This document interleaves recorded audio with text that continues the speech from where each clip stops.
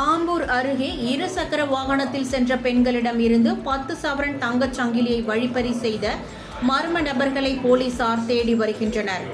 திருப்பத்தூர் மாவட்டம் வாணியம்பாடி அடுத்த ஆம்பூர்பேட்டை பகுதியைச் சேர்ந்த ஷீலா என்பவர் தனது மருமகள் சிந்துவுடன் ஆம்பூரில் நடைபெற்ற திருமண வரவேற்பு நிகழ்ச்சிக்கு சென்றுவிட்டு மீண்டும் இருசக்கர வாகனத்தில் வீடு திரும்பியிருக்கிறார். அவர்களை பின்தொடர்ந்து ஹெல்மெட் அணிந்து 2 பேர் வந்துள்ளனர். சென்னை பெங்களூர் தேசிய நெடுஞ்சாலையில் செங்கிலிக்குப்பம் பகுதியில் சென்று கொண்டிருந்த போது அந்த மர்ம நபர்கள் ஷீலா கழுத்தில் இருந்த 10 சவரன் தங்க சங்கிலியை பறித்துக் கொண்டு கண்ணிமைக்கும் நேரத்தில் இருசக்கர வாகனத்தில் தப்பிச் சென்றுள்ளனர்.